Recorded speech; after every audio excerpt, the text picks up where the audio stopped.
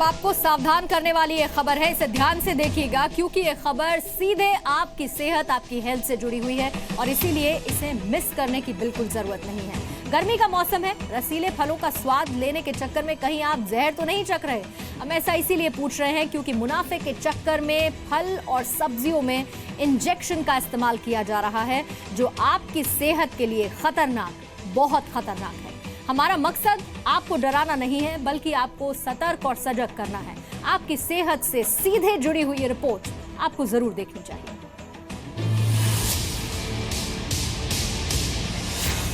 जानलेवा सब्जियों से जरा बचकर।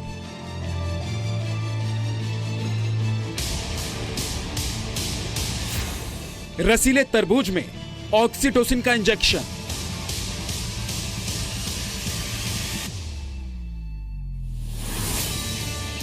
चिलचिलाती गर्मी में अगर आप ठंडे तरबूज के स्वाद का आनंद ले रहे हैं तो हो सकता है कि आप अपनी सेहत को खतरे में डाल रहे हैं,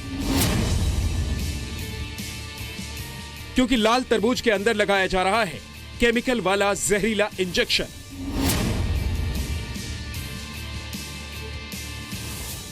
ताकि जल्द से जल्द तरबूज की फसल को तैयार करके बाजार में बेचा जा सके। जल्दी मुनाफे के लालच में ये किसान तरबूज सहित कई हरी सब्जियों में ऑक्सीटोसिन का जहरीला इंजेक्शन लगा रहे हैं।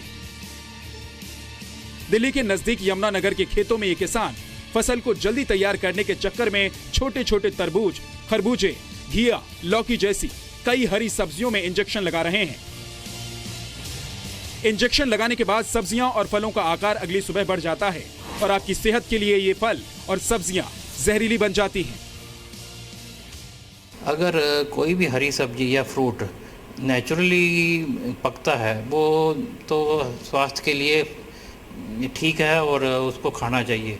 अगर उसको आर्टिफिशियली बढ़ाया गया है, उसका साइज बढ़ाया गया है, वो सेहत के लिए अच्छा नहीं होता और डिपेंडिंग अपॉन द केमिकल्स जो यूज किया गया उसके साइड इफ़ेक्ट से हमारे बॉडी को नुकसान पहुंचने का खतरा रहता है।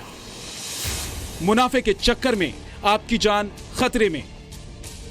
गर्मियों में तरबूज को ज्यादा से ज्यादा लाल दिखाने के चक्कर में किसान तरबूज में ऑक्सीटोसिन इंजेक्शन का इस्तेमाल कर रहे हैं। इंजेक्शन के इस्तेमाल से तरबूज का आकार बढ़ जाता है। ज्यादा लाल दिखाने के लिए तरबूज में इंजेक्शन के जरिए लाल रंग डाला जाता है। तरबूज को ज्यादा मीठा बनाने के लिए सेक्रीन का इंजेक्शन लगाते हैं। हरी सब्जियों में कॉपर सल्फेट का इस्तेमाल। इन पैतरों के जरिए बाजार में दिखने वाला तरबूज और बड़ा, लाल और मीठा हो जाता है, जिससे इसे बेचना आसान हो जाता है। तरबूज की तरह ही कई हरी सब्जियों में खुलेआम ऑक्सीटोसिन के इंजेक्शन का इस्तेमाल किया जा रहा है। लौकी की फसल को जल्द से जल्द मंडी में पहुंचाने के लिए किसान उसमें ऑक्सीटोसिन इंजेक्शन लगा रहे हैं। मुनाफा कमाने के चक्कर में फसल के ये व्यापारी जहर के सौदागर बन चुके हैं। Side effect depending upon the कौन सा उसने केमिकल यूज किया है।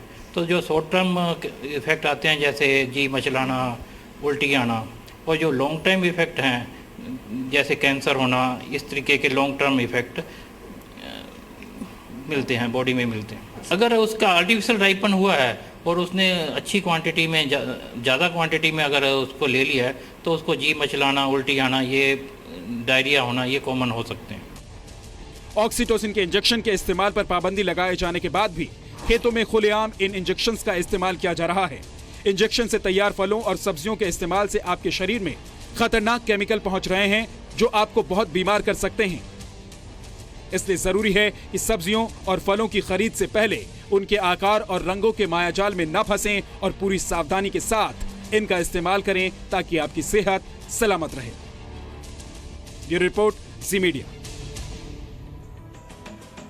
तो अगर सेहत अच्छी रखनी है तो सावधानी भी बरतनी पड़ेगी। ये भी जाहिर बात है कि अगर आपको फलों और सब्जियों का इस्तेमाल करना है तो आप बच नहीं सकते। कुछ जरूरी बातों का आप ध्यान रख सकते हैं। क्या कर सकते हैं आप? फलों और सब्जियों को अच्छी तरह से सबसे पहले धो लें, ये बहुत ज्यादा जरूरी है। फिर उसके बाद आप इस्तेमाल करने से पहले 15 से 20 मिनट का वक्त लीजिए। इन सब्जियों को पानी में डालकर आप छोड़ दीजिए, जिसमें खीरा, गाजर, टमाटर, चुकंदर, जो कि आप गर्मियों के समय में सबसे ज्यादा इस्तेमाल करते हैं, इन्हें गर्म पानी में नमक डालकर साफ करें। फिर उसके बाद जो टमाटर जिसका आप इस्तेमाल करते हैं उसे ब्रश से साफ कीजिए, उसके बाद ही इस्तेमाल कीजिए। सब्जियों में बैक्टीरिया को खत्म करने के लिए आप नींबू के रस का इस्तेमाल कर सकते हैं, नमक का इस्तेमाल कर सकते हैं। इससे ये कीटाणु खत्म हो जाएंगे। फिर फलों और सब्जियों का इस्तेमाल करने से पहले आप उन्हें जरूर छील लें, उनका छिलका उतार दें, उसके बाद ही उनका सेवन करें। ये कुछ सावधानियां आप बरत सकते हैं ताकि आपकी सेहत ठीक रहे।